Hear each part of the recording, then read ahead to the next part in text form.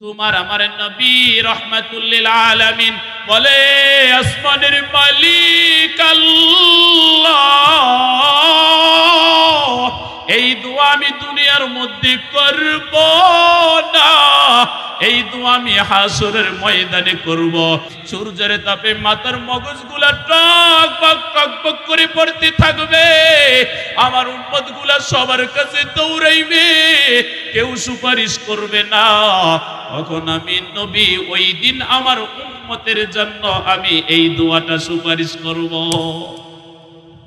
আরে কেমন মায়ের নবী পাইছি, ওই নবীকে তো চিনো না, ওই নবীকে কেমন ভালোবাসার দরকার রে ভাই, ওই নবীর কেমন আদর্শ উম্মত হবার দরকার, ওই নবীর কেমন আদর্শ উম্মত হবার দরকার, ওই নবীকে কেমন মানবার দরকার। নবীর এক সাহাবী হযরত বেলাল, বেলাল কোন ধনী ছিলেন না, বেলাল গোলাম, একজন বেলাল গোলাম ছিলেন রে ভাই। বেলালের গায়ের রঙও সুন্দর ছিল না, কিন্তু বেলাল ঈমান আনার কারণে বেলালের দাম কেমন জানেননি? রাসূল আরবী সাল্লাল্লাহু আলাইহি ওয়াসাল্লাম বলেন, আমি যখন মেরাজের রাত্রে আল্লাহর সাথে সাক্ষাৎ করতে যাই, আমি জান্নাতের মধ্যে বেলালের হাঁটার শব্দ শুনছি। ও দুনিয়ার মুসলমান, বেলালে তো দামি হইল কেন? ঈমানের কারণে। বেলাল ঈমানের কারণে বেলাল দামি হইতে পারছে। আমি আপনিও যদি ঈমানের দামটা বুঝি, আমি আপনিও দুনিয়ার মধ্যে দামি হয়ে যাব। আমি আপনি যদি ঈমানের মূল্যায়ন এখনো করতে পারি রে ভাই, আমি আপনিও দামি হয়ে যাব। হযরত বেলাল উমাইয়ার বাড়ির গোলাম,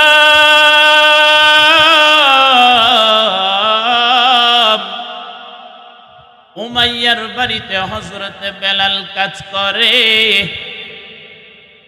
উমাইয়া গোলামের মতো বেলালের সাথে ব্যবহার করে। উমাইয়া একদিন বেলালকে আঘাত করে ঘর থেকে বাহির করে দিছে। বেলালে রাস্তায় বসে কান্না করে। যেহেতু বেলালে গোলাম, কেউ বেলালকে জিজ্ঞেস করে না, গোলামকে কেউ জিজ্ঞেস করে না কেন কান্না করো। আজকে আমাদের মধ্যেও দেখবেন ভিক্ষুক যদি অসহায় থাকে, আমরাও তো জিজ্ঞেস করি না কেন কান্না করো, করি কিনা? কারণ ভিক্ষুকের খবর নেই কয়জনে। আর বেলাল ওই সময় গোলাম ছিলেন, গোলামের কারণে বেলালের খবর নেই না। রাস্তায় বসে বেলাল কান্না করে। ওই রাস্তা দিয়া রাহমাতুল লিল আলামিন হেঁটে যায়। রাহমাতুল লিল আলামিন বেলালকে জিজ্ঞেস করে, কি রে বেলাল, রাস্তার ধারে বৈশা কান্না করো কেন? বেলাল বলে, আমার মালিক উমাইয়া আমাকে আঘাত করে ঘর থেকে বাহির করে দিছে। আমি এখন ক্ষুধার যন্ত্রণা সহ্য করতে পারি না।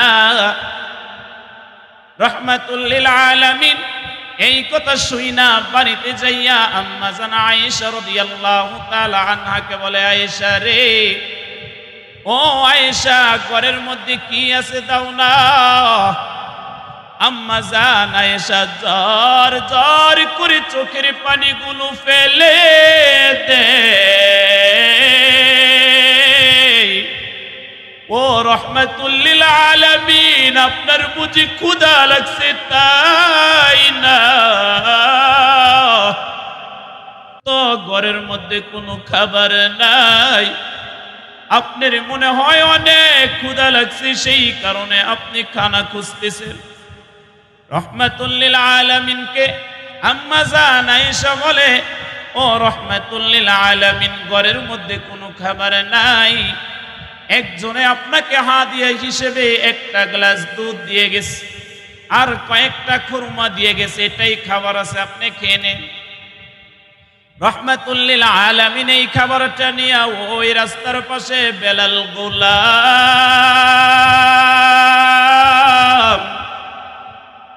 গোলামের কাছে যাইয়া, বেলালের কাছে যাইয়া বেলালের পাশে বইসা নিজ হাতে বেলালকে খাবার খাওয়াইয়া দে। বেলাল জ্বর জ্বর করে চোখের পানিগুলা ছেড়ে বলে, ও আপনি কে? আমি বেলাল তো একজন গোলাম, আমি গোলাম হবার কারণে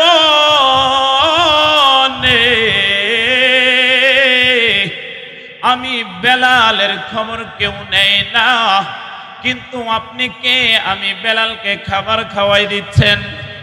আপনার আমার নবী রাহমাতুল লিল আলামিন ডাক দিয়া বলে, এ গোলাম, আমি হইলাম আব্দুল্লাহর বেটা মুহাম্মদ।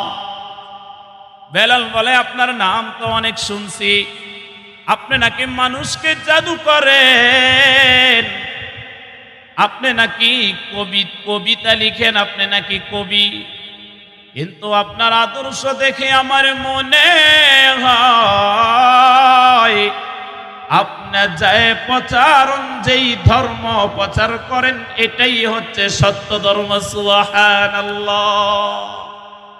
বেলাল বলে, রাহমাতুল লিল আলামিন, আর দেরি করতে চাই না, আপনার হাতে হাত লাগাইয়া আমি বেলালকে কালিমা পড়াইয়া দেন না। সুবহান